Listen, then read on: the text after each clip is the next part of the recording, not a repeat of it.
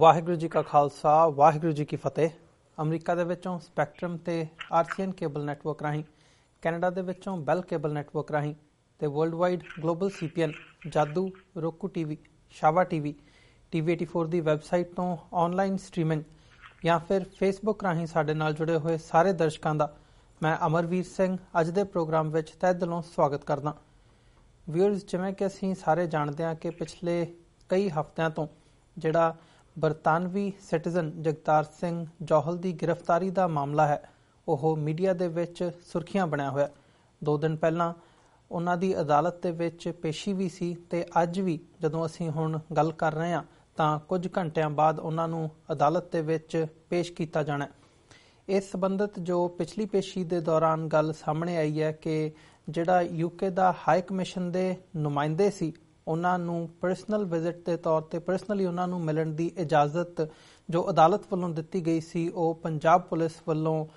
ਦਰਕਿਨਾਰ ਕਰਦਿਆਂ ਉਹਨਾਂ ਨੂੰ ਮਿਲਣ ਦੀ ਇਜਾਜ਼ਤ ਉੱਥੇ ਨਹੀਂ ਦਿੱਤੀ ਗਈ, ਜਦਕਿ ਅਦਾਲਤ ਦੇ ਲਿਖਤੀ ਹੁਕਮ ਇਸ ਦੇ ਉੱਪਰ ਮੌਜੂਦ ਸਨ। ਇਸ ਸਾਰੇ ਮਾਮਲੇ ਦੇ ਵਿੱਚ ਜਦੋਂ ਅਸੀਂ ਹੋਰ ਪਿਛੋਕੜ ਦੇ ਵਿੱਚ ਜਾਂਦੇ ਹੋਏ ਦੇਖਦੇ ਹਾਂ ਕਿ ਜਿਹੜੇ ਪਿਛਲੇ ਕੁਝ ਮਹੀਨਿਆਂ ਦੇ ਵਿੱਚ ਪੰਜਾਬ ਦੇ ਵਿੱਚ ਸ਼ਿਵ ਸੈਨਾ, ਬਜਰੰਗ ਦਲ, RSS ਦੇ ਨਾਲ ਸੰਬੰਧਿਤ ਜਿਹੜੇ ਆਗੂ ਹੈਗੇ ਆ ਉਹਨਾਂ ਦੇ ਕਤਲਾਂ ਦੇ ਮਾਮਲਿਆਂ ਨੂੰ ਜੋੜਦਿਆਂ ਜਿਹੜੀਆਂ ਹੋਰ ਗ੍ਰਿਫਤਾਰੀਆਂ ਵੀ ਕੀਤੀਆਂ ਗਈਆਂ ਨੇ ਉਹਦੇ ਵਿੱਚ ਰਮਨਦੀਪ ਸਿੰਘ ਦਾ ਨਾਮ ਵੀ ਸ਼ਾਮਲ ਹੈ, ਜਿੰਮੀ ਸ਼ੇਰਾ ਤੇ ਜਿਹੜੇ ਹੋਰ 47 ਸਿੰਘਾਂ ਦਾ ਨਾਮ ਸ਼ਾਮਲ ਹੈ। ਇਸ ਬਾਬਤ ਕੀ ਡਿਵੈਲਪਮੈਂਟਸ ਹੋ ਰਹੀਆਂ ਨੇ ਇਸ ਦੇ ਉੱਪਰ ਅੱਜ ਅਸੀਂ ਗੱਲਬਾਤ ਕਰਾਂਗੇ ਕਿ ਲੇਟੈਸਟ ਜਿਹੜੀ ਅਪਡੇਟ ਹੈ ਉਹ ਕੀ ਹੈ ਤੇ ਆਉਣ ਵਾਲੇ ਸਮੇਂ ਦੇ ਵਿੱਚ ਜਿਹੜੀ ਅੱਜ ਵੀ ਜਗਤਾਰ ਸਿੰਘ ਜੌਹਲ ਦੀ ਪੇਸ਼ੀ ਉੱਥੇ ਹੋਣ ਜਾ ਰਹੀ ਹੈ ਉਹਦੇ ਵਿੱਚੋਂ ਕੀ ਜਿਹੜੀ ਘਟਨਾਕ੍ਰਮ ਹੈ ਉਹ ਨਿਕਲ ਕੇ ਸਾਹਮਣੇ ਆਉਣ ਦੀ ਉਮੀਦ ਹੈ। ਇਸ ਬਾਬਤ ਜਗਤਾਰ ਸਿੰਘ ਜੌਹਲ ਅਤੇ ਹੋਰ ਸਿੰਘਾਂ ਦੇ ਜਿਹੜੇ ਵਕੀਲ ਨੇ ਸਰਦਾਰ ਜਸਪਾਲ ਸਿੰਘ ਮੰਝਪੁਰ ਉਹ ਸਾਡੇ ਨਾਲ ਲੁਧਿਆਣਾ ਤੋਂ ਫੋਨ ਲਾਈਨ ਤੇ ਜੁੜ ਚੁੱਕੇ ਨੇ। ਆਓ ਉਹਨਾਂ ਨਾਲ ਮਿਲ ਕੇ ਅੱਜ ਦੀ ਵਿਚਾਰ ਚਰਚਾ ਦੀ ਸ਼ੁਰੂਆਤ ਕਰਦੇ ਹਾਂ। ਹਾਂਜੀ ਮੰਝਪੁਰ ਸਾਹਿਬ, ਤੁਹਾਡਾ ਸਵਾਗਤ ਹੈ ਜੀ ਪ੍ਰੋਗਰਾਮ ਦੇ ਵਿੱਚ। ਵਾਹਿਗੁਰੂ ਜੀ ਕਾ ਖਾਲਸਾ ਵਾਹਿਗੁਰੂ ਜੀ ਕੀ ਫਤਿਹ। ਵਾਹਿਗੁਰੂ ਜੀ ਕਾ ਖਾਲਸਾ ਵਾਹਿਗੁਰੂ ਜੀ ਕੀ ਫਤਿਹ। ਮੰਝਪੁਰ ਸਾਹਿਬ, ਜੇ ਜਗਤਾਰ ਸਿੰਘ ਜੌਹਲ ਦੇ ਕੇਸ ਦੀ ਗੱਲ ਕਰਨੀ ਹੋਵੇ ਤਾਂ ਜਿਹੜੀ ਲੰਘੀ ਪੇਸ਼ੀ ਹੈ 2 ਦਿਨ ਪਹਿਲਾਂ ਦੀ, ਉਸ ਦੇ ਵਿੱਚ ਕੀ ਐਗਜ਼ੈਕਟਲੀ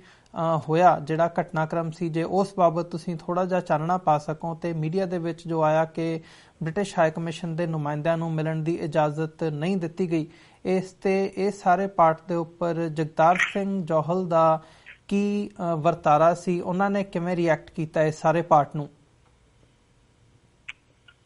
ਲਾਸਟ ਅੱਜ ਪੇਸ਼ੀ ਜਗਤਾਰ ਸਿੰਘ ਜੌਹਲ ਦੀ ਸੁਲਤਾਨ ਮਸੀਹ ਮਰਡਰ ਕੇਸ ਦੇ ਵਿੱਚ ਤੇ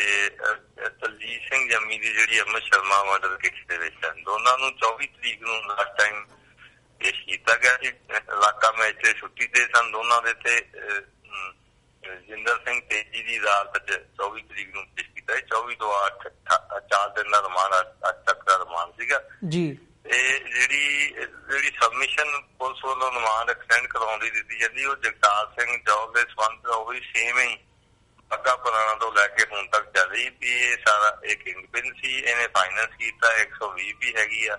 ਤੇ ਇਹ ਵੀ ਜਿਹੜੀ ਗਿਣਨਯੋਗ ਗੱਲ ਹੈਗੀ ਆ ਵੀ ਅੱਜ ਤੱਕ 4 ਤਰੀਕ ਤੋਂ ਲੈ ਕੇ ਅੱਜ ਤੱਕ ਅੱਜ 24 ਦਿਨ ਕਰੀਬ ਪੁਲਿਸ ਰਿਮਾਂਡ ਤੇ ਹੋ ਜਾਣੇ ਆ। ਪਹਿਲਾਂ ਬਾਗਾ ਪੁਰਾਣੇ ਰਹੇ 17 ਤੱਕ, 17 ਤੋਂ ਇੱਥੇ ਲਏ, 17 ਤੋਂ ਆਉਣ ਵਾਲੇ ਇਸੇ ਕੇਸ ਦੇ ਵਿੱਚ ਅੱਜ ਤੱਕ ਦਾ ਜਿਹੜਾ ਰਿਮਾਂਡ ਹੈਗਾ। ਇੱਕ ਕੋਈ ਵੀ ਇਤਰਾਜ਼ਯੋਗ ਚੀਜ਼, ਇਨਕ੍ਰਿਮੀਨੇਟਿੰਗ ਆਰਟੀਕਲ, ਕੋ ਪੇਪਰ ਡਾਕੂਮੈਂਟ ਜਿਹੜੀ ਆ ਉਹ ਪੁਲਿਸ ਨਹੀਂ ਕੋਰਟ ਦੇ ਵਿੱਚ ਦੱਸ ਪਾਈ ਵੀ ਅਸੀਂ ਕੀ ਰਿਕਵਰ ਕੀਤਾ ਇਹਦੇ ਕੋਲ, ਜਿਹਦੇ ਨਾਲ ਇੱਕ ਪ੍ਰੂਫ ਹੋਵੇ ਵੀ 120B ਦੇ ਵਿੱਚ ਇਹਨੇ ਕੋਈ ਪੈਸੇ ਭੇਜੇ ਆ ਤਾਂ ਕੋਈ ਟ੍ਰਾਂਜੈਕਸ਼ਨ, ਕੋਈ ਵੈਸਟਰਨ ਯੂਨੀਅਨ, ਕੋਈ ਹੋਰ ਤਰ੍ਹਾਂ ਦੀ ਕੋਈ ਡਾਕੂਮੈਂਟ ਜਿਹੜਾ ਜਾਂ ਨਾ ਕੋਈ ਕਿਸੇ ਤਰ੍ਹਾਂ ਦਾ ਵੈਪਨ ਜਾਂ ਕਿਸੇ ਤਰ੍ਹਾਂ ਦੀ ਕੋਈ ਇਹੋ ਜਿਹੀ ਰਿਕਵਰੀ ਦੀ ਜਿਹੜੀ ਗੱਲ ਹੋਈ ਹੈ। ਸਭ ਤੋਂ ਵੱਡੀ ਗੱਲ ਇਹ ਹੋਣੀ ਵੀ ਸੇਮ ਗਰਾਊਂਡ ਦੇ ਉੱਤੇ ਰਿਮਾਂਡ ਲਈ ਜਾਣਾ ਤਾਂ ਅਸੀਂ ਉਹਦਾ ਵਿਰੋਧ ਦਰਜ ਕਰਾਉਂਦੇ ਹਾਂ ਮੈਜਿਸਟ੍ਰੇਟ ਕੋਲ ਵੀ ਉਹੀ ਗੱਲਾਂ ਜਿਹੜੀਆਂ 4 ਤਰੀਕ ਤੋਂ ਸ਼ੁਰੂ ਹੋਈਆਂ ਸੀ 120B ਸਾਜ਼ਿਸ਼ ਇਹ ਸਾਜ਼ਿਸ਼ ਹੈਗੀ ਹੈ, ਤੁਸੀਂ ਉਹਦੀ ਅਰੈਸਟ ਪਾਓ, ਫਾਰਮਲ ਉਹਦਾ ਚਾਰਜ ਸ਼ੀਟ ਕਰੋ, ਉਹਨੂੰ ਤੇ ਪਤਾ ਲੱਗ ਜਾਊਗਾ ਵੀ ਕੀ ਉਹਦੇ ਖਿਲਾਫ ਹੈਗਾ। ਸਿਰਫ ਐਲੀਗੇਸ਼ਨ ਜਿਹੜੇ ਹੈਗੇ ਆ, ਮੈਂ ਅੱਗੇ ਵੀ ਕਈ ਵਾਰ ਕਹਿੰਦਾ ਵੀ ਐਲੀਗੇਸ਼ਨ ਦਾ ਜਿਹਦੇ ਤੇ ਮਰਜ਼ੀ ਲਾ ਦਿਓ, ਮਸਲਾ ਤਾਂ ਹੈਗਾ ਵੀ ਉਹਨੂੰ ਚਾਰਜ ਸ਼ੀਟ ਕਰਨ ਲਈ ਤੁਹਾਡੇ ਕੋਲ ਬੇਸ ਕੀ ਆ। ਸਿਰਫ ਪੈਸੇ ਭੇਜੇ ਕਿੰਗ ਜਿਹਨੂੰ ਕੋਰਟ 'ਚ ਪੇਸ਼ ਕਰਦੇ ਆ ਉਹਨੂੰ ਕਿੰਗ ਪਿਨ ਕਹਿ ਦਿੰਦੇ ਆ, ਕਦੀ ਹਰਵਿੰਦਰ ਸਿੰਘ ਮਿੰਟੂ ਨੂੰ ਕਹਿ ਦਿੰਦੇ ਕਿੰਗ ਪਿਨ, ਕਦੀ ਇਹਨੂੰ ਕਹਿ ਦਿੰਦੇ ਆ, ਜੇ ਇਕੱਲੇ ਉਹਨੂੰ ਜਿੰਮੀ ਨੂੰ ਪੇਸ਼ ਕਰਦੇ ਤੇ ਕਹਿੰਦੇ ਇਹਨੇ ਪੈਸੇ ਭੇਜੇ ਆ। ਸੋ ਜਾਣੀ ਕਿ ਵੇਗ ਜਿਹੀਆਂ ਐਲੀਗੇਸ਼ਨ ਆ, ਇੱਕ ਤਾਂ ਐਲੀਗੇਸ਼ਨ ਹੀ ਆ ਇਕੱਲੇ, ਇੱਕ ਵੇਗ ਐਲੀਗੇਸ਼ਨ ਦੀ ਗਰਾਊਂਡ ਦੇ ਉੱਤੇ ਦੇ ਰਹੇ ਆ। ਭਾਵੇਂ ਕਿ ਸੁਪਰੀਮ ਕੋਰਟ ਆਫ ਇੰਡੀਆ ਨੇ ਬਹੁਤ ਵਾਰੀ ਕਿਹਾ ਹੋਇਆ ਵੀ ਜਿਹੜਾ ਮੈਜਿਸਟ੍ਰੇਟ ਹੈਗਾ ਉਹ ਨੀਅਰ ਪੋਸਟਮੈਨ ਨਹੀਂ ਹੈਗਾ ਵੀ ਪੁਲਿਸ ਨੇ ਰਿਮਾਂਡ ਮੰਗਿਆ ਤੇ ਦੇਤਾ, ਉਹਨੇ ਆਪਣੀ ਅਕਲ ਤੋਂ ਵੀ ਕੰਮ ਲੈਣਾ ਵੀ ਕਰ ਕੀ ਰਹੀ ਆ ਪੁਲਿਸ ਇੰਨੇ ਦਿਨਾਂ ਤੋਂ।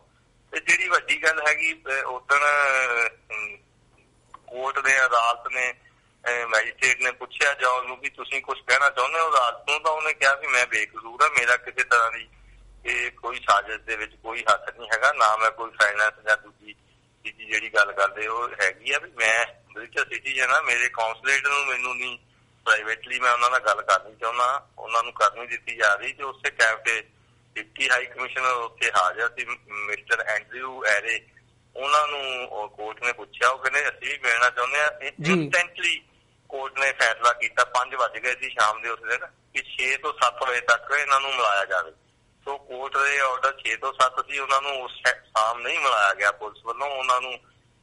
ਟੈਕਨੀਕਲੀ ਗੱਲਾਂ ਕਹਿ ਕੇ ਵੀ ਨਹੀਂ ਐਕਸਟਰਨਲ ਮਿਨਿਸਟਰੀ ਕੋਲੋਂ ਲੈ ਕੇ ਆਓ। ਉਹਨਾਂ ਨੇ ਇਹ ਵੀ ਦਰਜ ਕੀਤਾ ਵੀ ਐਕਸਟਰਨਲ ਮਿਨਿਸਟਰੀ ਵਾਲੀ ਮੁਲਾਕਾਤ ਅਸੀਂ ਸਵੇਰੇ ਕਰ ਲਈ ਆ, ਇਹ ਤਾਂ ਇੰਸਟੈਂਟ ਹੁਣ 5 ਵਜੇ ਆਰਡਰ ਕੀਤਾ ਕੋਰਟ ਦੇ ਮਿਲਾਉਣ ਦਾ। ਸੋ ਉਹਨਾਂ ਨੂੰ ਵੀ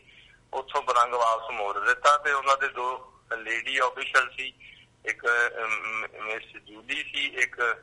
ਪੱਲਵੀ ਜੈਰਤ ਸੀ, ਉਹ ਬ੍ਰਿਟਿਸ਼ ਹਾਈ ਕਮਿਸ਼ਨਰ ਉੱਥੋਂ ਆਏ ਸੀਗੇ। ਤੇ ਉਹਨਾਂ ਨੂੰ ਫਿਰ ਅਗਲੇ ਦਿਨ ਸਵੇਰੇ 25 ਤਰੀਕ ਨੂੰ ਸਵੇਰੇ 11:30 ਤੋਂ 12:15 ਵਜੇ ਤੱਕ ਮਿਲਾਇਆ ਗਿਆ। ਸੋ ਉਹਦੇ ਚ ਵੀ ਹਾਈ ਪੁਲਿਸ ਆਫੀਸ਼ਲ ਹਾਜ਼ਰ ਸਨ। ਉਹ ਜਿਹੜੀ ਕੋਰਟ ਦੇ ਆਰਡਰ ਦੀ ਕੰਪਲੈਂਸ ਨਹੀਂ ਹੋਈ, ਅੱਜ ਦਾ ਇੱਕ ਤਾਂ ਅਸੀਂ ਕੋਰਟ ਦੇ ਸਾਹਮਣੇ ਉਹ ਰੱਖਾਂਗੇ ਵੀ ਕੋਰਟ ਦੇ ਜੇ ਆਰਡਰ ਦੀ ਕੰਪਲੈਂਸ ਪੁਲਿਸ ਨੇ ਵੀ ਕਰਨੀ, ਫਿਰ ਸਾਡੇ ਆਰਗੂਮੈਂਟ ਕਰਨ ਦਾ ਜਾਂ ਸਾਡੀ ਸਬਮਿਸ਼ਨ ਨੂੰ ਜੇ ਕੋਈ ਵੈਲਿਊ ਮਿਲੀ ਆ ਤੇ ਕੋਰਟ ਨੇ ਆਰਡਰ ਕੀਤਾ, ਉਹਦੇ ਉੱਤੇ ਉਹਦੀ ਕੰਟੈਂਪਟ ਬਣਦੀ ਹੈ ਕੋਰਟ ਦੀ ਵੀ। ਤੁਸੀਂ ਕੋਰਟ ਨੇ ਆਰਡਰ ਕੀਤਾ 6 ਤੋਂ 7 ਦਾ, ਇਹਨਾਂ ਨੇ 6 ਤੋਂ 7 ਦਾ ਮਿਲਾਇਆ ਹੀ ਨਹੀਂ ਤੇ ਅਗਲੇ ਦਿਨ ਵੀ ਚਲੋ ਮਿਲਾਤਾ, ਅਸੀਂ ਕੋਆਪਰੇਟ ਕਰ ਸਕਦੇ ਵੀ ਠੀਕ ਹੈ ਜੀ, ਸਾਡੀ ਕੋਈ ਚੈੱਕ ਨਹੀਂ ਕਰਦੀ। ਅਗਲੇ ਦਿਨ ਤੁਸੀਂ ਕਿਹੜਾ ਸੈਪਰੇਟਲੀ ਜਾਂ ਪ੍ਰਾਈਵੇਟਲੀ ਮਿਲਾਇਆ ਹੈ, ਅਗਲੇ ਦਿਨ ਵੀ ਤੁਸੀਂ ਹਾਈ ਪੁਲਿਸ ਆਫੀਸ਼ਲ ਦੀ ਹਾਜ਼ਰੀ ਚ ਮਿਲਾਇਆ। ਸੋ ਅੱਜ ਦੇਖਾਂਗੇ ਵੀ ਜੱਜ ਕੌਣ ਆ, ਕਿਉਂਕਿ ਇਹਨਾਂ ਕੇਸਾਂ ਦੇ ਵਿੱਚ ਆਮ ਤੌਰ ਤੇ ਜਿਹੜੇ ਮੈਜਿਸਟ੍ਰੇਟ ਹੁੰਦੇ ਆ ਉਹ ਵਨ ਐਂਡ ਅਦਰ ਬਹਾਨਾ ਲਾ ਕੇ ਛੁੱਟੀ ਚੱਲ ਜਾਂਦੇ ਵੀ ਅਸੀਂ ਕਿਉਂ ਫੇਸ ਕਰੀਏ ਇਹੋ ਜਿਹੇ ਕੇਸ। ਕਈ ਵਾਰ ਉਹਨਾਂ ਨੂੰ ਪਤਾ ਵੀ ਹੁੰਦਾ ਵੀ ਧੱਕਾ ਹੋ ਰਿਹਾ, ਅਸੀਂ ਮੋਹਰਾ ਨਾ ਬਣੀਏ ਪੁਲਿਸ ਦਾ ਜਾਂ ਲੋਕਾਂ ਦਾ, ਸਿਆਸੀ ਲੋਕਾਂ ਦਾ ਜਾਂ ਸਰਕਾਰ ਦਾ। ਸੋ ਆਪ ਹੀ ਕੈਜੂਅਲ ਲੀਵ ਰਹਿੰਦੇ ਤੇ ਡਿਊਟੀ ਮੈਜਿਸਟ੍ਰੇਟ ਡੇਲੀ ਜਿਹੜਾ ਉਹ ਚੇਂਜ ਹੁੰਦਾ, ਕਦੀ ਕੋਈ ਹੁੰਦਾ। ਸੋ ਕਦੀ ਕਿਸੇ ਦੇ ਅੱਗੇ ਪੇਸ਼ੀ ਹੁੰਦੀ, ਲਗਾਤਾਰ ਇੱਕ ਪੇਸ਼ੀ 2 ਜੱਜਾਂ ਦੇ, ਸੇਮ ਜੱਜ ਦੇ ਅੱਗੇ 2 ਪੇਸ਼ੀਆਂ ਸਿਰਫ ਬਾਗੇ ਪੁਰਾਣੇ ਹੋਈਆਂ। ਅਦਰਵਾਈਜ਼ ਜਿੰਨਾਂ ਦਾ ਲੁਧਿਆਣੇ ਲੈਂਦਾ ਹਰੇਕ ਵਾਰੀ ਡਿਫਰੈਂਟ ਜਿਹੜਾ ਮੈਜਿਸਟ੍ਰੇਟ ਹੁੰਦਾ ਉਹਦਾ ਆਪਣੇ ਕੰਮ ਕਰਨ ਦਾ ਢੰਗ ਤੇ ਸੋਚਣ ਦਾ ਢੰਗ ਅੱਡ ਹੁੰਦਾ। ਅੱਜ ਅਸੀਂ ਉਹ ਵੀ ਕੰਪਲੈਂਸ ਕਰਾਵਾਂਗੇ, ਦੂਜਾ ਵਿਰੋਧ ਕਰਾਂਗੇ ਜੇ ਫਰਦਰ ਪੁਲਿਸ ਰਿਮਾਂਡ ਮੰਗੂਗੀ, ਕਿਉਂਕਿ ਆਲਰੇਡੀ ਜਿਹੜਾ 17 ਤਰੀਕ ਤੋਂ ਅੱਜ ਤੱਕ ਦਾ ਜਿਹੜਾ ਰਿਮਾਂਡ ਲਗਭਗ 11 ਦਿਨ ਦਾ ਰਿਮਾਂਡ ਹੋ ਗਿਆ ਇਸੇ ਕੇਸ ਦੀ। ਰਿਕਵਰੀ ਕੋਈ ਨਹੀਂ ਹੋਈ, ਫਰਦਰ ਕਿਸੇ ਤਰ੍ਹਾਂ ਦੀ ਨਹੀਂ ਹੋਣੀ ਚਾਹੀਦੀ। ਪਰ ਇਹ ਵੀ ਗੱਲ ਨਾਲ ਤੈਅ ਹੀ ਆ ਵੀ ਜਦੋਂ ਇਸ ਕੇਸ ਚ ਜੁਡੀਸ਼ੀਅਲ ਹੋਊਗਾ, ਹੋ ਸਕਦਾ ਵੀ ਉਹਦੇ ਚ ਪੁਲਿਸ ਵੱਲੋਂ ਕੈਂਸਲਾ ਕਿਸੇ ਹੋਰ ਕੇਸ ਦੇ ਵਿੱਚ ਰਿਮਾਂਡ ਮੰਗਿਆ ਜਾਵੇ। ਉਹਦੇ ਚ ਇਹੀ ਹੁੰਦਾ ਵੀ ਜੇ ਪਹਿਲੀ ਵਾਰ ਉਸ ਕੇਸ ਚ ਮੰਗਣਗੇ ਤਾਂ ਉਹਦੇ ਚ ਰਿਮਾਂਡ ਜਿਹੜਾ ਉਹਨਾਂ ਨੇ ਦੇ ਦੇਣਾ ਹੁੰਦਾ ਵੀ ਇਸ ਕੇਸ ਚ ਅਰੈਸਟ ਅੱਜ ਪਈ, ਇਸ ਕਰਕੇ ਜਾਂ NIA ਵਾਲੇ ਵੀ ਲੈ ਸਕਦੇ ਆ ਫਰਦਰ। ਉਹਨਾਂ ਨੇ ਵੀ ਕਸਟਡੀ ਜਿਹੜੀ ਆ ਉਹ ਲੈਣੀ ਹੈਗੀ। ਉਹਨਾਂ ਦੀ ਜਿਹੜੀ ਉਹਨਾਂ ਨੇ ਸਿਰਫ NIA ਕੋਲ ਜਿਹੜਾ ਰਵਿੰਦਰ ਗੁਸਾਈ ਮਰਡਰ ਕੇਸ ਉਹ ਚ ਸਿਰਫ 2 ਬੰਦਿਆਂ ਦੀ ਉਹਨਾਂ ਨੇ ਅਰੈਸਟ ਪਾਈ ਆ, ਹਰਦੀਪ ਸਿੰਘ ਜੀਰਾ ਤੇ ਰਮਨਦੀਪ ਸਿੰਘ ਕੱਪਲੇ ਦੀ, ਤੇ ਉਹ ਵੀ ਲੈ ਸਕਦੇ। ਉਹਨਾਂ ਦੀ ਜਿਹੜੀ ਸਸਪੈਕਟਡ ਦੀ ਲਿਸਟ ਹੈਗੀ ਆ ਉਹਦੇ ਵਿੱਚ ਜਗਤਾਰ ਸਿੰਘ ਦਾ, ਜਿੰਨੀ ਦਾ, ਅਰਮਿੰਦਰ ਸਿੰਘ ਮਿੰਟੂ ਦਾ, ਇਹਨਾਂ ਸਾਰਿਆਂ ਦੇ ਨਾਮ ਹੈਗੇ ਆ। ਉਹ ਅੱਗੇ ਕੀ ਹੋਊਗਾ ਜਦੋਂ ਕੋਰਟ ਦੇ ਵਿੱਚ ਪੇਸ਼ ਕਰਨਗੇ, ਪੁਲਿਸ ਕੀ ਡਾਕੂਮੈਂਟ ਲੈ ਕੇ ਆਉਂਦੀ ਆ, ਉਹਦੇ ਆਧਾਰ ਦੇ ਉੱਤੇ ਜਿਹੜੀ ਅਗਲੀ ਕਾਰਵਾਈ ਇਹ ਹੋਊਗੀ। ਜੀ ਬਿਲਕੁਲ ਮੰਜਪੁਰ ਸਾਹਿਬ, ਜਿਵੇਂ ਤੁਸੀਂ ਗੱਲ ਕੀਤੀ ਹੈ ਕਿ ਜਿਹੜੀ NIA ਹੈਗੀ ਹੈ, ਨੈਸ਼ਨਲ ਇਨਵੈਸਟੀਗੇਸ਼ਨ ਏਜੰਸੀ, ਇੱਕ ਇਹ ਸੈਂਟਰਲ ਬੋਡੀ ਹੈ, ਕੇਂਦਰੀ ਬੋਡੀ ਹੈ, ਇਹ ਵੀ ਜਿਹੜਾ ਰਿਮਾਂਡ ਹੈ ਜਗਤਾਰ ਸਿੰਘ ਜੌਹਲ ਦਾ ਉਹ ਲੈ ਸਕਦੀ ਹੈ। ਜਿਵੇਂ ਅਸੀਂ ਦੇਖਦੇ ਹਾਂ ਕਿ NIA ਵੱਲੋਂ ਹੀ ਜਿਹੜਾ ਹਰਦੀਪ ਸਿੰਘ ਦਾ ਤੇ ਰਮਨਦੀਪ ਸਿੰਘ ਦਾ ਅਰੈਸਟ ਵੀ ਕੀਤਾ ਗਿਆ ਤੇ ਉਹਨਾਂ ਨੂੰ ਅਦਾਲਤ ਦੇ ਵਿੱਚ ਪੇਸ਼ ਕੀਤਾ ਗਿਆ। ਜੇ ਜਗਤਾਰ ਸਿੰਘ ਜੌਹਲ ਦਾ ਕੇਸ ਵੀ NIA ਕੋਲ ਜਾਂਦਾ ਹੈ, ਉਹੀ ਅੱਗੇ ਫਰਦਰ ਇਨਵੈਸਟੀਗੇਸ਼ਨ ਕਰਦੀ ਹੈ ਇਹ ਸਾਰੇ ਮਾਮਲੇ, ਬਾਕੀ ਜਿਹੜੀਆਂ ਅਰੈਸਟ ਨੇ ਉਹ ਵੀ, ਤੇ ਜਗਤਾਰ ਸਿੰਘ ਦਾ ਜਿਹੜਾ ਮਾਮਲਾ ਹੈ ਉਹ ਵੀ ਨੈਸ਼ਨਲ ਇਨਵੈਸਟੀਗੇਸ਼ਨ ਏਜੰਸੀ ਹੀ ਅੱਗੇ ਫਰਦਰ ਇਨਵੈਸਟੀਗੇਟ ਕਰਦੀ ਹੈ। ਤਾਂ ਉਹਦੇ ਮਾਇਨੇ ਕੀ ਹੋਣਗੇ ਪੰਜਾਬ ਪੁਲਿਸ ਨਾਲੋਂ ਉਹਨਾਂ ਦਾ ਜਿਹੜਾ ਵਰਤਾਰਾ ਹੈ, ਕੰਮ ਕਰਨ ਦਾ ਤਰੀਕਾ ਹੈ, ਉਹ ਕਿਵੇਂ ਡਿਫਰੈਂਟ ਹੈ, ਤੇ ਨਾਲ ਹੀ ਆਉਣ ਵਾਲੇ ਸਮੇਂ ਦੇ ਵਿੱਚ ਜੇ ਇੱਦਾਂ ਹੁੰਦਾ ਤਾਂ ਉਹਦੇ ਇਹਨਾਂ ਕੇਸਾਂ ਦੇ ਉੱਤੇ ਕੀ ਪ੍ਰਭਾਵ ਪੈ ਸਕਦਾ? ਦੇਖੋ NIA ਦਾ ਥੋੜਾ ਜਿਹਾ ਪੰਜਾਬ ਪੁਲਿਸ ਨਾਲ ਡਿਫਰੈਂਟ ਹੈ। ਕੱਲ ਜਦੋਂ ਉਹਨਾਂ ਨੂੰ ਸ਼ੇਰੇ ਹੋਣਾ ਨੂੰ ਪੇਸ਼ ਕੀਤਾ ਸੀਗਾ ਤੇ ਉਹਨਾਂ ਨੇ ਕੋਰਟ ਦੇ ਵਿੱਚ ਉਹਨਾਂ ਦੇ ਸਰਕਾਰੀ ਵਕੀਲ ਨੇ ਇਹ ਗੱਲ ਕਹੀ ਸੀ ਕਿ ਅਸੀਂ ਸਟੇਟ ਪੁਲਿਸ ਜਾਂ ਖਾਸ ਤੌਰ ਤੇ ਪੰਜਾਬ ਪੁਲਿਸ ਤੋਂ ਡਿਫਰੈਂਟਲੀ ਕੰਮ ਕਰਦੇ ਹਾਂ, ਅਸੀਂ ਕਿਸੇ ਤਰ੍ਹਾਂ ਦਾ ਫਿਜ਼ੀਕਲ ਟੌਰਚਰ ਨਹੀਂ ਕਰਦੇ।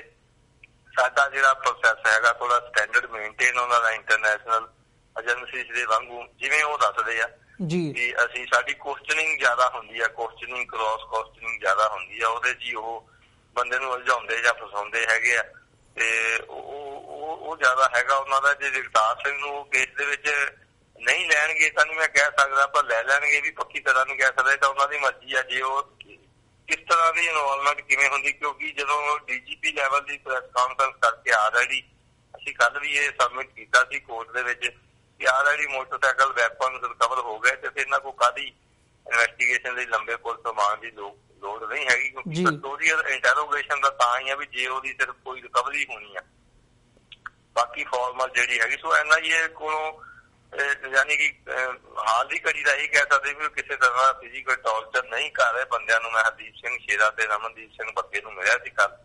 ਦੋਨੇ ਠੀਕ ਸੀਗੇ। ਉਹਨਾਂ ਨੇ ਕਿਹਾ ਵੀ ਠੀਕ ਆ, ਕੁਐਸਚਨਿੰਗ ਜਿਹੜੀ ਹੈਗੀ ਆ, ਜਿਹੜੇ ਕੋ ਉਹਨਾਂ ਨੂੰ ਗੱਲਾਂ ਦਾ ਪਤਾ ਜਾਂ ਜਿਹੜੀਆਂ ਹੈਗੀਆਂ ਗੱਲਾਂ ਉਹਦਾ ਜਾਂ ਇਲੈਕਟ੍ਰੋਨਿਕ ਰਿਕਾਰਡ ਤੇ ਕੋਈ ਵੈਸਟਰਨ ਯੂਨੀਅਨ ਦੀ ਕੋਈ ਰਸੀਦ ਆ ਜਾਂ ਕਿਸੇ ਨਾਲ ਕੋਈ ਫੋਨ ਕਨਵਰਸੇਸ਼ਨ ਹੈਗੀ ਆ, ਸੋ ਉਹਨਾਂ ਦੀ ਜਿਹੜੀ ਆ ਐਗਜ਼ਾਮਿਨ ਤੇ ਕ੍ਰਾਸ ਐਗਜ਼ਾਮਿਨ ਕਰਦੇ ਹੈਗੇ। ਸੋ ਏਦਾਂ ਦਾ ਕਦੀ ਸੁਣਨ ਨੂੰ ਤਾਂ ਨਹੀਂ ਮਿਲਿਆ ਜਾਂ ਬੰਦੇ ਨਹੀਂ ਦੱਸ ਰਹੇ, ਇਹ ਗੱਲ ਅਲੱਗਾ ਹੈਗੀ ਵੀ ਉਹਨਾਂ ਨੇ ਕਿਸੇ ਤਰ੍ਹਾਂ ਦਾ ਫਿਜ਼ੀਕਲ ਟੌਰਚਰ ਜਿਹੜਾ ਉਹਨਾਂ ਨੇ ਕੀਤਾ ਹੈਗਾ। ਸੋ ਪਰ ਇਹ ਆ ਵੀ ਉਹਨਾਂ ਦੀ ਜਿਹੜੀ ਆ ਪਹੁੰਚ ਜਿਹੜੀ ਹੈਗੀ, ਕਿਉਂਕਿ ਕੱਲੀ NIA ਇੰਡੀਆ ਲੈਵਲ ਤੇ ਨਹੀਂ ਹੈਗੀ, ਇਹਨਾਂ ਦੇ ਇੰਟਰਨੈਸ਼ਨਲ ਪਾਰਟਨਰ CIA FBI ਇਹ ਜਿਹੜੀਆਂ ਹੈਗੀਆਂ ਲੈਵਲ ਦੀਆਂ, ਸਕਾਟਲੈਂਡ ਯਾਰਡ ਦੇ ਨਾਲ ਵੀ ਉਹਨਾਂ ਦਾ ਲਿੰਕ ਅਪ ਹੈਗਾ, ਉਹਦੇ ਨਾਲ ਵੀ ਉਹ ਸ਼ੇਅਰ ਕਰਦੇ ਆ, ਜਾਂ ਇੰਟਰਪੋਲ ਦੇ ਨਾਲ, ਇੰਡੀਆ ਦੀਆਂ ਸਾਰੀਆਂ ਸਟੇਟ ਪੁਲਿਸ ਦੇ ਨਾਲ, ਯਾਨੀ ਕਿ ਉਹਨਾਂ ਦੇ ਸਾਰੇ ਨੈਸ਼ਨਲ ਲੈਵਲ ਦੇ ਪਾਰਟਨਰ, ਇੰਟਰਨੈਸ਼ਨਲ ਪਾਰਟਨਰ ਵੀ ਉਹਨਾਂ ਦੇ ਜਿਹੜੇ ਆ ਬਾਹਰਲੀਆਂ ਏਜੰਸੀਆਂ ਹੈਗੀਆਂ। ਸੋ ਉਸ ਲੈਵਲ ਦਾ ਜਿਹੜਾ ਉਹ ਉਹਨਾਂ ਦਾ ਕੰਮ ਹੁੰਦਾ ਹੈਗਾ। ਸੋ ਇਹ ਜਦੋਂ ਲੈਣਗੇ ਉਦੋਂ ਅਗਲੀ ਗੱਲ ਆਪਾਂ ਕਰ ਸਕਦੇ ਕਿ ਉਹਨਾਂ ਨੇ ਕੀ ਕਿਹਾ ਹੈਗਾ, ਤੇ ਉਹਦੇ 'ਚ ਪੱਤਰ ਮੈਂ ਸਾਰਿਆਂ ਨੂੰ ਇਹ ਕਹਿਣਾ ਵੀ ਜਿੰਨਾ ਚਿਰ ਤੱਕ ਚਾਰਜ ਸ਼ੀਟ ਨਹੀਂ ਪੁਲਿਸ ਆਈ NIA ਫਾਈਲ ਕਰਦੀ, ਉਹਨਾਂ ਚਿਰ ਤੱਕ ਨਹੀਂ ਕਿਹਾ ਜਾ ਸਕਦਾ ਵੀ ਕਿਹਨੇ ਕੀ ਕੀਤਾ ਜਾਂਦਾ, ਕੀ ਰੋਲ ਉਹਦਾ ਐਟਰੀਬਿਊਟ ਪੁਲਿਸ ਜਾਂ NIA ਕਰਦੀ ਹੈ। ਜੀ ਬਿਲਕੁਲ ਮੰਚਪੁਰ ਸਾਹਿਬ, ਇਸੇ ਦੇ ਨਾਲ ਜਿਵੇਂ ਅਸੀਂ ਗੱਲ ਕਰਦੇ ਹਾਂ ਟੌਰਚਰ ਦੀ, ਜਗਤਾਰ ਸਿੰਘ ਜੌਹਲ ਤੇ ਪਹਿਲੀਆਂ ਦੇ ਵਿੱਚ ਟੌਰਚਰ ਕਰਨ ਦੀਆਂ ਵੀ ਜਿਹੜੀਆਂ ਰਿਪੋਰਟਾਂ ਨੇ ਉਹ ਸਾਹਮਣੇ ਆਈਆਂ ਨੇ, ਤੁਸੀਂ ਵੀ ਮੀਡੀਆ ਦੇ ਵਿੱਚ ਇਸ ਗੱਲ ਨੂੰ ਸਾਹਮਣੇ ਲੈ ਕੇ ਆਂਦਾ ਸੀ। ਸੋ ਜਿੱਦਾਂ ਦਾ ਡਾਇਸਪੋਰਾ ਦੇ ਵੱਲੋਂ, ਸਿੱਖ ਡਾਇਸਪੋਰਾ ਦੇ ਵੱਲੋਂ ਪ੍ਰੈਸ਼ਰ ਬਿਲਡ ਹੋਇਆ UK ਦੇ ਵਿੱਚ, ਈਵਨ ਜਿਹੜੇ UK ਦੀ ਪ੍ਰਧਾਨ ਮੰਤਰੀ ਹੈਗੀ ਆ ਉਹਨਾਂ ਦਾ ਵੀ ਬਿਆਨ ਆਉਣਾ, ਇੱਥੇ ਨਾਰਥ ਅਮਰੀਕਾ ਦੇ ਵਿੱਚ ਵਾਸ਼ਿੰਗਟਨ DC ਤੋਂ, ਸ਼ਿਕਾਗੋ ਤੋਂ, ਤੇ ਫਿਰ ਆਟਵਾ ਕੈਨੇਡੀਅਨ ਪਾਰਲੀਮੈਂਟ ਦੇ ਸਾਹਮਣੇ ਪ੍ਰੋਟੈਸਟ ਹੋਣੇ ਜਗਤਾਰ ਸਿੰਘ ਜੌਹਲ ਦੇ ਹੱਕ ਦੇ ਵਿੱਚ, ਇਹ ਸਾਰਾ ਜਿਹੜਾ ਓਵਰਆਲ ਪ੍ਰੈਸ਼ਰ ਬਿਲਡ ਹੋਇਆ, ਇਹਦਾ ਕੀ ਕੇਸ ਦੇ ਵਿੱਚ ਫਾਇਦਾ ਹੋਇਆ ਜਾਂ ਘੱਟੋ ਘੱਟ ਕੀ ਟੌਰਚਰ ਉਹਨਾਂ ਦਾ ਜਿਹੜਾ ਹੋ ਰਿਹਾ ਸੀ ਉਹਨੂੰ ਠੱਲ ਪਈ ਹੈ ਇਸ ਸਾਰੇ ਤੋਂ ਬਾਅਦ? ਇਹ ਸਾਰੇ ਤੋਂ ਬਾਅਦ ਦੇਖੋ ਕੇਸ ਦੇ ਵਿੱਚ ਤਾਂ ਨਹੀਂ ਮੈਂ ਸਮਝਦਾ ਕਿਸੇ ਤਰ੍ਹਾਂ ਦੀ ਕੋਈ ਨਰਮਾਈ ਜਾਂ ਢਿੱਲ ਹੋ ਸਕਦੀ ਆ, ਇਹ ਵੀ ਜੇ ਉੱਥੇ ਮੁਜ਼ਾਹਰੇ ਹੋ ਰਹੇ ਆ ਜਾਂ ਫਲਾਣੇ ਸਟੇਟ ਦਾ ਕੋਈ ਕਰ ਰਿਹਾ ਕੋਈ ਡਿਪਲੋਮੈਟ ਪ੍ਰੈਸ਼ਰ ਜਿਹੜਾ ਹੈ, ਉਹਦਾ ਸਿਰਫ ਜਿਹੜਾ ਇਨਵੈਸਟੀਗੇਸ਼ਨ ਦੇ ਜਿਹੜੇ ਸਟੈਂਡਰਡ ਆ ਉਹ ਜ਼ਰੂਰ ਮੇਨਟੇਨ ਹੋਏ ਆ ਵੀ ਉਹਨਾਂ ਨੂੰ ਫਿਜ਼ੀਕਲ ਟੌਰਚਰ ਜਗਤਾਰ ਸਿੰਘ ਨੂੰ ਨਹੀਂ ਕੀਤਾ ਗਿਆ। ਉਸ ਤੋਂ ਬਾਅਦ ਤੇ ਬਾਕੀਆਂ ਨੂੰ ਵੀ ਉਸ ਤਰ੍ਹਾਂ ਨਹੀਂ ਕੀਤਾ ਗਿਆ ਜਿਵੇਂ ਪੰਜਾਬ ਪੁਲਿਸ ਦਾ ਹੱਕ ਹੈਗਾ ਕੋਈ, ਯਾਨੀ ਕਿ ਕੋਈ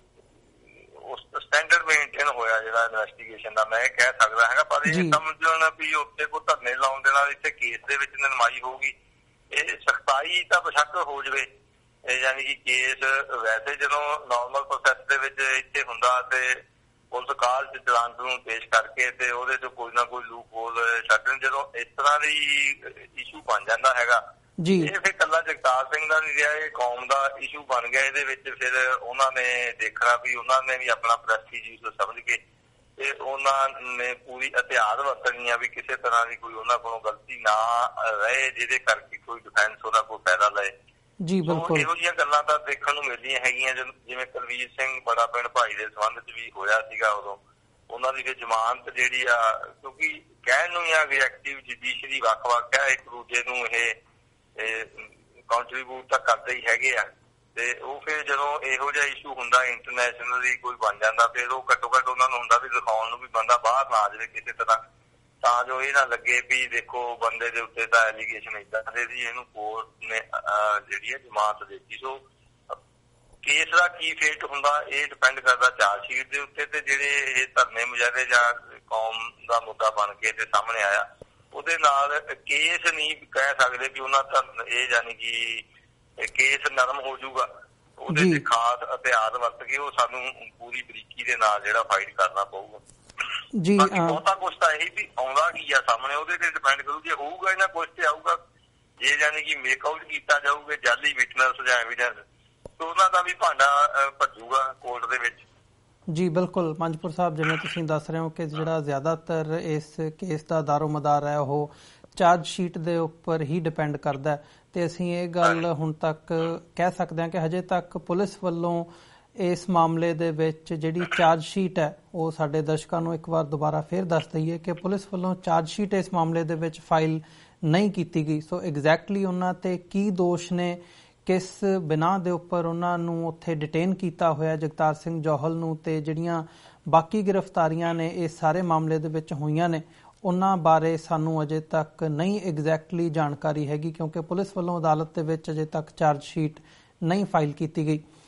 ਜਸਪਾਲ ਸਿੰਘ ਜੀ, ਜੇ ਮੰਜਪੁਰ ਸਾਹਿਬ ਤੁਹਾਡੇ ਕੋਲੋਂ ਇਹ ਗੱਲ ਤੁਸੀਂ 1-to-1 ਵੀ ਤੁਹਾਡਾ ਜਿਹੜਾ ਮਿਲਣਾ ਹੈਗਾ ਉਹ ਜਗਤਾਰ ਸਿੰਘ ਜੌਹਲ ਨਾਲ ਹੈ, ਸੋ ਉਹਨਾਂ ਤੇ ਕੋਈ ਪਰਸਨਲ ਜਿਹੜਾ ਪ੍ਰੈਸ਼ਰ ਹੁੰਦਾ ਉਹ ਵੀ ਸਰਕਾਰ ਵੱਲੋਂ, ਪੁਲਿਸ ਪ੍ਰਸ਼ਾਸਨ ਵੱਲੋਂ ਜਾਂ ਜਿਹੜੀਆਂ ਏਜੰਸੀਆਂ ਇਹਦੇ ਵਿੱਚ ਸਾਰੀਆਂ ਇਨਵੋਲਵਡ ਹੈਗੀਆਂ ਨੇ, ਉਹਨਾਂ ਤੇ ਪਰਸਨਲੀ ਵੀ ਕਿਸੇ ਟਾਈਪ ਦਾ ਕੋਈ ਪ੍ਰੈਸ਼ਰ ਪਾਇਆ ਜਾ ਰਿਹਾ ਹੈ, ਫਿਜ਼ੀਕਲ ਜਾਂ ਮੈਂਟਲ, ਕਿ ਤੁਸੀਂ ਆਪਣੇ ਕੇਸ ਨੂੰ ਨਰਮ ਕਰੋ, ਜਾਂ ਜਿਹੜੇ ਬਾਹਰ ਪ੍ਰੋਟੈਸਟ ਇੱਕ ਮੂਵਮੈਂਟ ਬਿਲਡ ਹੋਈ ਹੈ ਖਾਸ ਤੌਰ ਤੇ ਡਾਇਸਪੋਰਾ ਦੇ ਵਿੱਚ, ਉਹਨੂੰ ਠੱਲਣ ਦੇ ਲਈ, ਉਹਨੂੰ ਰੋਕਣ ਦੇ ਲਈ ਕੋਈ ਪ੍ਰੈਸ਼ਰ ਉਹਨਾਂ ਤੇ ਬਿਲਡ ਕਰਨ ਦਾ ਕੋਈ ਪ੍ਰੈਸ਼ਰ ਟੈਕਟਿਕ ਵਰਤਿਆ ਜਾ ਰਿਹਾ ਹੈ? ਇੱਦਾਂ ਦੀ ਕੋਈ ਗੱਲਬਾਤ 1-to-1 ਜਿਹੜੀ ਤੁਹਾਡੀ ਕਨਵਰਸੇਸ਼ਨ ਉਹਨਾਂ ਦੇ ਨਾਲ ਹੁੰਦੀ ਹੈ ਉਹਦੇ ਵਿੱਚ ਸਾਹਮਣੇ ਆਈ ਹੈ? ਇਹ ਤਾਂ ਹੈਗੀ ਹੈ ਜੀ, ਉਹ ਕੱਲ ਉਹਨਾਂ ਨੇ ਦੱਸਿਆ ਸੀ ਮੈਨੂੰ ਇੱਕ ਦਿਨ ਵੀ ਉਹ ਯਾਨੀ ਕਿ ਕਹਿ ਰਹੇ ਜੇ NIA ਵਾਲੇ ਵੀ ਪੁੱਛਗਿੱਛ ਦੇ ਦੌਰਾਨ ਤਾਂ ਚਲੋ ਉਹਨਾਂ ਨੇ ਫਾਰਮਲ ਐਕਟ ਨਹੀਂ ਪਾਈ, ਪਰ ਕਿਉਂਕਿ ਉੱਥੇ ਹਰਦੀਪ ਸਿੰਘ ਸ਼ੇਰਾ ਸਾਰਿਆਂ ਨੂੰ ਇਕੱਠੇ ਰੱਖਿਆ ਹੋਇਆ ਲੁਧਿਆਣੇ, ਤਾਂ ਫਿਰ ਉੱਥੇ ਯਾਨੀ ਕਿ ਉਹ ਕਹਿੰਦੇ ਆ ਕੇ ਮਿਲਦੇ ਆ ਵੀ ਤੂੰ ਕਹਿ ਆਪਣੇ ਬ੍ਰਦਰ ਨੂੰ ਕਹਿ, ਕਿਉਂਕਿ ਸਾਰੀ ਮੂਵ ਯੂਕੇ ਤੋਂ ਬ੍ਰਦਰ ਗੁਰਪ੍ਰੀਤ ਸਿੰਘ ਐਡਵੋਕੇਟ ਉਹ ਚਲਾਉਂਦੇ ਆ ਜੀ, ਉਹ ਬੰਦ ਕਰੋ ਧਰਨੇ ਮੁਜ਼ਾਹਰੇ, ਇਹੋ ਜਿਹੀ ਤਾਂ ਗੱਲ ਕਹਿਣ ਨੂੰ, ਪਰ ਯਾਨੀ ਕਿ ਇਸ ਤਰ੍ਹਾਂ ਪ੍ਰੈਸ਼ਰਾਈਜ਼ ਦੇ ਰੂਪ ਨਹੀਂ ਉਹਨਾਂ ਨੇ ਵੈਸੇ ਕਿਹਾ ਵੀ ਇਹ ਬੰਦ ਹੋਣੇ ਚਾਹੀਦੇ। ਉਹਨੇ ਕਿਹਾ ਵੀ ਮੈਂ ਕੀ ਕਹਿ ਸਕਦਾ, ਉਹ ਕਰ ਰਹੇ ਆ, ਮੈਂ ਨਾ ਉਹਨਾਂ ਨੂੰ ਕਹਿ ਕੇ ਕਰਾ ਰਿਹਾ, ਨਾ ਮੈਂ ਉਹਨਾਂ ਨੂੰ ਰੋਕ ਸਕਦਾ ਵੀ ਆਹ ਕਰੋ ਜਾਂ ਨਾ ਕਰੋ। ਤੋ ਉਸ ਤਰ੍ਹਾਂ ਦੀ ਉਹ ਉਮੀਦ ਕਰਦੇ ਆ ਵੀ ਜਗਤਾਰ ਸਿੰਘ ਉਹਨਾਂ ਨੂੰ ਕਹੇ ਵੀ ਹਾਂ ਇਹ ਤੁਸੀਂ ਬੰਦ ਕਰੋ, ਕਿਉਂਕਿ ਇੰਡੀਅਨ ਸਟੇਟ ਦੀ ਜਿਹੜੀ ਹੈ ਖਾਸ ਤੌਰ ਤੇ ਪੰਜਾਬ ਪੁਲਿਸ ਦੀ ਜਿਹੜੀ ਆ ਉਹ ਤਾਂ ਉਹਨਾਂ ਦੇ ਬਦਨਾਮੀ ਆ ਜੀ ਸਮਝਦੇ ਆ ਵੀ ਹੁੰਦੀ ਆ, ਵੀ ਸਾਡੀ ਟੌਰਚਰ ਦੀ ਗੱਲ ਹੁੰਦੀ ਆ ਜੀ। ਸੋ ਇਹ ਤਾਂ ਹੈ ਹੀ ਆ, ਉਹਦੇ ਤੇ ਇੱਕ ਤਰ੍ਹਾਂ ਦਾ ਇੱਕ ਬੋਝ ਤਾਂ ਹੈ ਹੀ ਹੈ ਨਾ, ਪ੍ਰੈਸ਼ਰ ਤਾਂ ਹੈ ਹੀ ਹੈ ਨਾ, ਵੀ ਕਿਸੇ ਤਰ੍ਹਾਂ ਜੇ ਉਹ ਬੰਦ ਹੋਣ ਤਾਂ ਫੇਰ ਅੱਗੇ ਕੋਈ ਗੱਲ ਤੁਰੀ ਹੋ ਸਕਦਾ ਵੀ ਅੱਜ ਟੈਕਟਿਕਸ ਦੇ ਤੌਰ ਦੇ ਉੱਤੇ ਯਾਨੀ ਕਿ ਮੇਰੀ ਇਹ ਪ੍ਰਜੰਪਸ਼ਨ ਆ ਵੀ ਉਹ ਜੁਡੀਸ਼ੀਅਲ ਕਰਦੇ ਨੇ ਇਹਨਾਂ ਦਾ, ਫਿਰ 8-10 ਦਿਨ ਕਿਸੇ ਕੇਸ ਨਾ ਲੈ ਕੇ ਜਾਣ ਤਾਂ ਉਹ ਸਾਰੇ ਪਾਸੇ ਹੋ ਜਾਏ ਵੀ ਠੀਕ ਹੈ ਜੀ ਜਗਤਾਰ ਸਿੰਘ ਚੱਲ ਗਿਆ। ਉਸ ਤੋਂ ਬਾਅਦ ਉਹ ਇੱਥੇ ਤਾਂ ਕਈ ਵਾਰ ਜੀ ਸਾਲ 6-6 ਮਹੀਨੇ ਬਾਅਦ ਪੈਂਡਿੰਗ ਪਏ ਕੇਸਾਂ ਦੇ ਵਿੱਚ ਅਰੈਸਟ ਪਾਉਂਦੇ ਹੈਗੇ ਆ, ਤੇ ਜਦੋਂ ਰੌਲਾ ਜਿਹਾ ਪਏ ਚੁੱਪ ਕਰਕੇ ਅਰੈਸਟ ਪਾ ਕੇ ਕੇਸ ਸ਼ੁਰੂ ਕਰੋ। ਕੋਈ ਇਹੋ ਜਿਹੀ ਕੋਈ ਗੱਲ ਹੋ ਸਕਦੀ ਹੈਗੀ, ਉਹ ਤਾਂ ਉਹਨਾਂ ਦੀ ਨੀਤੀ ਆ। ਮੈਂ ਕਿਹਾ ਵੀ ਜਦੋਂ ਕੋਰਟ ਦੇ ਵਿੱਚ ਡਾਕੂਮੈਂਟ ਲੈ ਕੇ ਆਉਣਗੇ ਵੀ ਕੀ ਚਾਹੁੰਦੀ ਅੱਜ ਪੁਲਿਸ, ਉਹਦੇ ਤੇ ਫਿਰ ਸਾਡਾ ਆਰਗੂਮੈਂਟ ਮੌਕੇ ਤੇ ਹੀ ਜਿਹੜਾ ਬਿਲਡ ਹੁੰਦਾ ਵੀ ਅੱਜ ਕੀ ਅਸੀਂ ਇਹਦੇ ਤੇ ਕੀ ਕਹਿਣਾ। ਅਸੀਂ ਤਾਂ ਫਿਰ ਅੱਡ ਪੱਖ ਲੈ ਕੇ ਪਹਿਲਾਂ ਹੀ ਸੋਚ ਕੇ ਜਾਂਦੇ ਵੀ ਆਹ ਗੱਲ ਹੋਈ ਤੇ ਏਦਾਂ ਕਰਨੀ, ਆਹ ਹੋਈ ਤੇ ਏਦਾਂ ਕਰਨੀ। ਜੀ ਮੰਜਪੁਰ ਸਾਹਿਬ, ਇੱਕ ਅਖੀਰਲਾ ਸਵਾਲ ਇਸ ਮਾਮਲੇ ਦੇ ਵਿੱਚ, ਜਿਵੇਂ ਪ੍ਰਸ਼ਾਸਨ ਨੇ ਪਹਿਲਾਂ ਰਿਐਕਟ ਕੀਤਾ ਸੀਗਾ, ਕੈਪਟਨ ਅਮਰਿੰਦਰ ਸਿੰਘ ਦੀ ਸਰਕਾਰ ਨੇ, DGP ਵੱਲੋਂ ਵੀ ਪ੍ਰੈਸ ਕਾਨਫਰੰਸ ਕੀਤੀ ਗਈ ਸਟਾਰਟਿੰਗ ਦੇ ਵਿੱਚ, ਕੈਪਟਨ ਅਮਰਿੰਦਰ ਸਿੰਘ ਨੇ ਵੀ ਕੀਤੀ, ਇਹ ਸਾਰੇ ਮਾਮਲੇ ਨੂੰ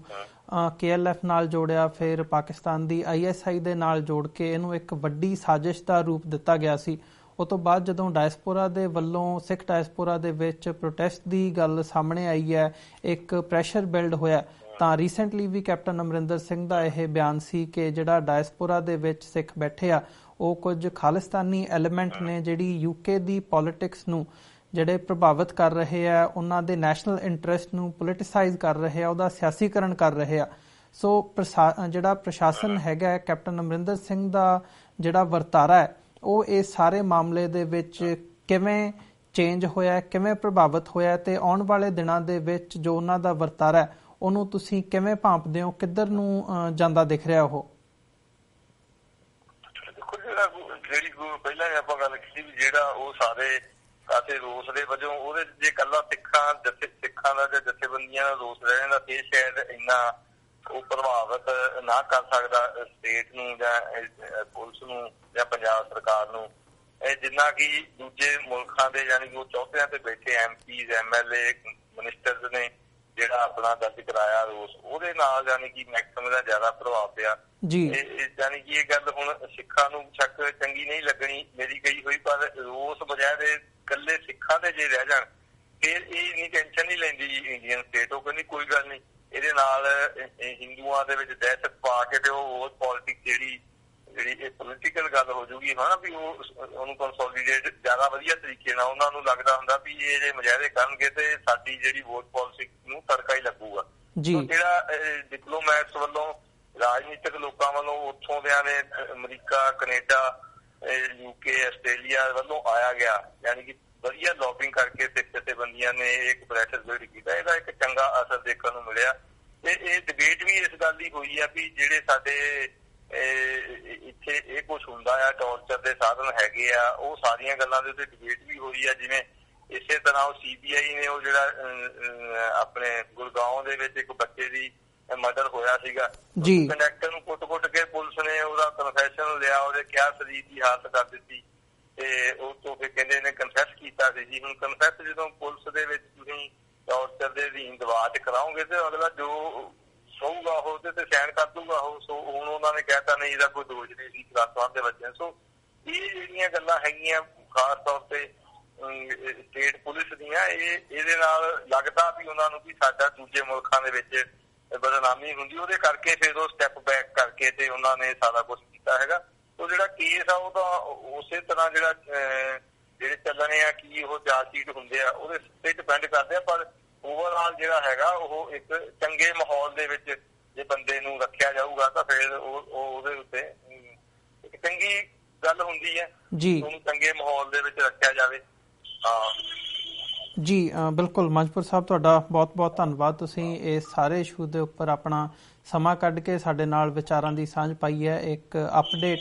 ਸਾਨੂੰ ਦਿੱਤੀ ਹੈ, ਤੇ ਆਉਣ ਵਾਲੇ ਦਿਨਾਂ ਦੇ ਵਿੱਚ ਵੀ ਅਸੀਂ ਕੋਸ਼ਿਸ਼ ਕਰਾਂਗੇ ਇਸ ਮਾਮਲੇ ਦੇ ਵਿੱਚ, ਇਹਨਾਂ ਸਾਰੇ ਕੇਸਾਂ ਦੇ ਵਿੱਚ ਜੋ ਵੀ ਅਪਡੇਟ ਹੁੰਦੀ ਹੈ, ਅਦਾਲਤੀ ਕਾਰਵਾਈ ਹੁੰਦੀ ਹੈ ਜਾਂ ਪੁਲਿਸ ਵੱਲੋਂ ਕਦੋਂ ਚਾਰਜ ਸ਼ੀਟ ਫਾਈਲ ਕੀਤੀ ਜਾਂਦੀ ਹੈ, ਸਾਡੇ ਸਾਹਮਣੇ ਡਿਟੇਲਸ ਆਉਂਦੀਆਂ ਨੇ ਕਿ ਐਗਜ਼ੈਕਟਲੀ ਕੀ ਉਹਨਾਂ ਦੇ ਕੋਲ, ਪੁਲਿਸ ਦੇ ਕੋਲ ਜਗਤਾਰ ਸਿੰਘ ਜੌਹਲ ਤੇ ਬਾਕੀ ਸਿੰਘਾਂ ਦੇ ਖਿਲਾਫ ਕੀ ਉਹਨਾਂ ਕੋਲ ਸਬੂਤ ਹੈਗੇ ਆ, ਤੇ ਅਗਲੇਰੀ ਜਿਹੜੀ ਕਾਰਵਾਈ ਹੋਊਗੀ ਉਸ ਬਾਬਤ ਵੀ ਅਸੀਂ ਆਉਣ ਵਾਲੇ ਦਿਨਾਂ ਦੇ ਵਿੱਚ ਜ਼ਰੂਰ ਜਿਹੜੀ ਹੈ ਗੱਲਬਾਤ ਉਹ ਕਰਾਂਗੇ ਤੇ ਸਾਡੇ ਦਰਸ਼ਕਾਂ ਤੱਕ ਵੱਧ ਤੋਂ ਵੱਧ ਜਿਹੜੀ ਜਾਣਕਾਰੀ ਹੈ ਉਹ ਪਹੁੰਚਾਉਣ ਦੀ ਕੋਸ਼ਿਸ਼ ਕਰਾਂਗੇ।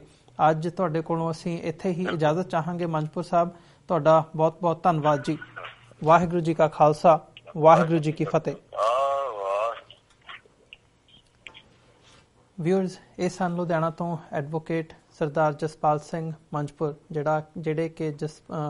ਆਪਣੇ ਜਗਤਾਰ ਸਿੰਘ ਜੌਹਲ ਦੇ ਕੇਸ ਨੂੰ ਵੀ ਲੀਡ ਕਰ ਰਹੇ ਆ ਅਦਾਲਤ ਦੇ ਵਿੱਚ, ਤੇ ਰਮਨਦੀਪ ਸਿੰਘ ਤੇ ਹਰਦੀਪ ਸਿੰਘ ਨਾਲ ਜਿੰਮੀ ਸਰਦਾਰ ਭਾਈ ਮਿੰਟੂ ਉਹਨਾਂ ਦੇ ਕੇਸ ਨੂੰ ਵੀ ਅੱਗੇ ਅਦਾਲਤ ਦੇ ਵਿੱਚ ਲੀਡ ਕਰ ਰਹੇ ਆ। ਉਮੀਦ ਕਰਦੇ ਹਾਂ ਕਿ ਜਿਹੜੀ ਅੱਜ ਦੀ ਸਾਡੀ ਗੱਲਬਾਤ ਸੀ ਇਹ ਤੁਹਾਨੂੰ ਜ਼ਰੂਰ ਪਸੰਦ ਆਈ ਹੋਵੇਗੀ। ਜਾਂਦੇ ਜਾਂਦੇ ਤੁਹਾਡੇ ਚਰਨਾਂ ਦੇ ਵਿੱਚ ਬੇਨਤੀ ਵੀ ਕਰਦੇ ਹਾਂ ਕਿ TV84 ਨੂੰ ਅੱਗੇ ਵਧਾਉਣ ਦੇ ਲਈ, ਚੱਲਦਾ ਰੱਖਣ ਦੇ ਲਈ ਸਾਨੂੰ ਤੁਹਾਡੀ ਸਹਾਇਤਾ ਦੀ ਲੋੜ ਹੈ। ਸਾਨੂੰ ਡੋਨੇਟ ਕਰਨ ਦੇ ਲਈ ਤੁਸੀਂ TV84 ਦੀ ਵੈਬਸਾਈਟ ਤੇ ਜਾ ਕੇ ਸਾਨੂੰ ਡੋਨੇਟ ਕਰ ਸਕਦੇ ਹੋ ਤੇ ਮੰਥਲੀ ਡੋਨੇਸ਼ਨਸ ਦੇ ਲਈ ਪਲੈਜ ਕਰ ਸਕਦੇ ਹੋ। 36 ਸਾਡੀ ਵੈਬਸਾਈਟ ਹੈ www.tv84.tv। ਜੇ ਚੈੱਕ ਰਾਹੀਂ ਡੋਨੇਟ ਕਰਨਾ ਚਾਹੁੰਦੇ ਹੋ ਤਾਂ TV84 ਦੇ ਨਾਮ ਦਾ ਚੈੱਕ ਬਣਾ ਕੇ ਸਾਨੂੰ ਸਾਡੇ ਐਡਰੈਸ ਤੇ ਤੁਸੀਂ ਮੇਲ ਕਰ ਸਕਦੇ ਹੋ। 3601 37th Avenue, Long Island City, New York 11101। Viewers, ਇੱਕ ਵਾਰ ਵੈਬਸਾਈਟ ਫਿਰ ਰਿਪੀਟ ਕਰਦੇ ਹਾਂ www.tv84.tv। ਇਸੇ ਦੇ ਨਾਲ ਅਸੀਂ ਅੱਜ ਦਾ ਪ੍ਰੋਗਰਾਮ ਇੱਥੇ ਹੀ ਸਮਾਪਤ ਕਰਦੇ ਹਾਂ। ਦੁਬਾਰਾ ਫਿਰ ਕੱਲ੍ਹ ਨੂੰ ਤੁਹਾਡੇ ਨਾਲ ਮੁਲਾਕਾਤ ਹੋਵੇਗੀ। ਇਜਾਜ਼ਤ ਦਿਓ ਜੀ। ਵਾਹਿਗੁਰੂ ਜੀ ਕਾ ਖਾਲਸਾ, ਵਾਹਿਗੁਰੂ ਜੀ ਕੀ ਫਤਿਹ।